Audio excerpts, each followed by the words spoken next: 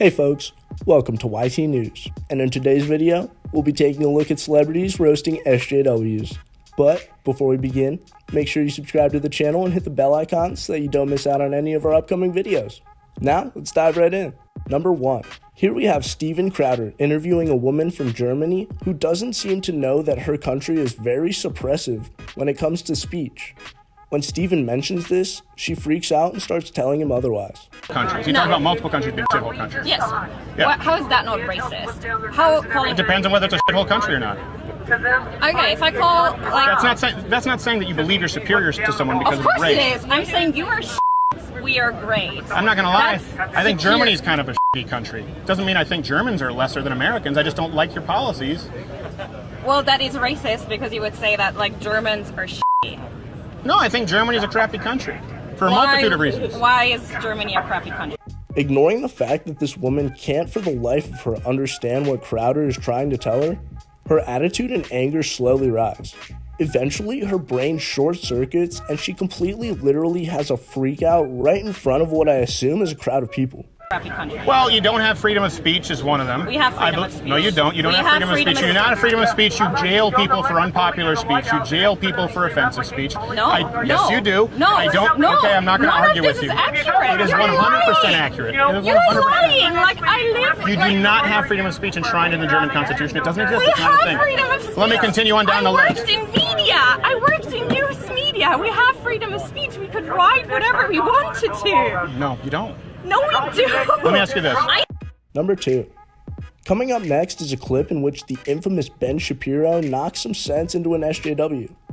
Shapiro's argument is just because someone wants to be a specific gender doesn't mean that they are or will be that gender. That some people don't have privilege when you basically just said that trans people aren't valid. They're not a thing. They're just girls pretending to be boys or boys pretending to be girls. Okay.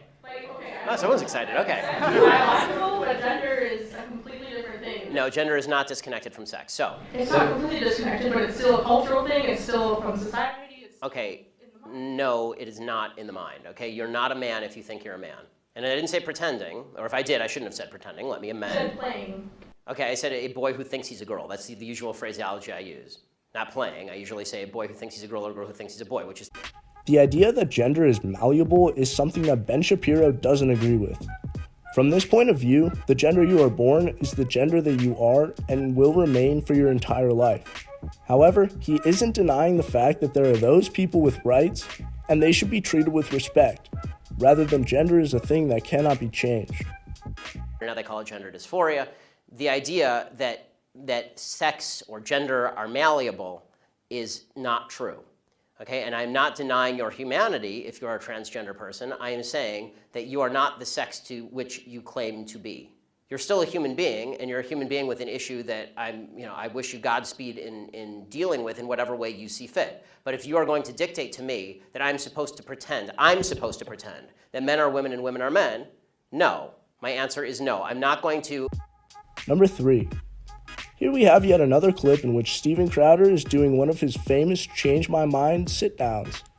And he encounters a woman that freaks out for the sheer fact that Crowder returned to that specific college. And she's so mad yet can't seem to cough up any points. Hey everyone, this idiot ass is back on campus! Or that. How are you? My name is Macy and I've been raped. So. I'm sorry to hear that. Why? Have you ever been raped? I've not been raped. Well, then can I change your mind by saying I've been raped and a good majority of my friends have been raped, so. No, that wouldn't be a convincing argument. I am very sorry. No. I don't know how you have the audacity to come back on our campus and say that rape culture is a myth, because that's personally offensive to a lot of people I know, actually. And so, especially the audacity to come here and the audacity really to come here and speak the truth. I have the audacity and speak the truth. Yeah. What the is that? Yeah. You know what? How about somebody rapes you and then you come and tell me that rape culture is a myth? So for me to be so idiotic as to not believe in rape culture, which we both agreed is the idea that rape is perpetuated, encouraged, or tolerated in a society, you would need to present. As you can see, this woman is very clearly triggered, but can't provide any points to disprove Crowder. This just makes her look like a 10-year-old whose mom didn't get her fast food. The second half of this clip is just as absurd as the first half. Take a look. You would need to present some kind of data, anything. I know you think empirical data is bullshit, that's fine. Some kind of evidence to support your premise that rape is tolerated or encouraged in the United States. Yeah, I mean, it is tolerated. I mean, have you seen, like, Brett Kavanaugh? Are you familiar with that situation right now? Not at all. Enlighten me. You don't know who Brett Kavanaugh is. This man doesn't know who Brett Kavanaugh is. No, and he's going to sit here and tell me that rape culture is a myth. And as they ask him these questions. Number 4. Jordan Peterson is pretty much a household name at this point. Everyone knows him for his cleverness and ability to get out of pretty much any situation. He did just this when he was asked a rather provoking question by an SJW. What is your answer to young people for some of the really big problems facing humanity, like the climate catastrophe, like economic crisis, like the precarious job market? Because they just don't, you talk all this much about individual responsibility. Most of us are never going to be able to afford to have all of these assets to have responsibility over. So what is your advice beyond banal comments like clean your room? As you can see, this question was asked in a very demeaning manner. However, because Jordan Peterson is Jordan Peterson, he shoots down her argument and makes her question look idiotic in front of all those people. Well, it's actually rather difficult to answer a question that ends with your comments are banal, politely.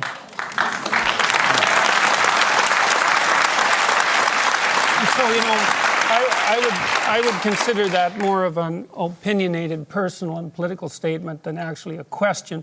So why don't you try reformulating that so that there's an actual question there? What is your... Number 5. Ben Shapiro never fails to put someone that has no idea what they're talking about in their place. He did just that when this person asked him a question which got answered in a matter of seconds, once again heavily disproving this person's argument. Of transgender issues work when scientific anti-realism as a concept exists. You're going to have to explain that one. All right, so scientific anti-realism is the concept that when you see me, you see, my skin, my hands, everything about me, but you do not see my cells, you do not see my atoms, you do not see the things that make up the things, they are just physical. So there is no really true way to prove, other than by hitting me, obviously, that I am right here, if it is only us two talking. Even though this question was poorly worded, when it comes to actually answering it, Shapiro presented an argument that made the tables turn against this person who claims you can't automatically gender a person. So here's my problem with that particular argument. The answer is that in 99.8%, 99.9% of cases, you absolutely can gender somebody based on looking at them. Like really, if you're going to use intersex people as an example of not being able to do that, this does not obviate the biological duality of sex upon which all progeneration is based for all of human history and for all mammalian species. So intersex people do not invalidate the concept of sex as a generality. Intersex people are people who have a biological anomaly. And by the way, in most...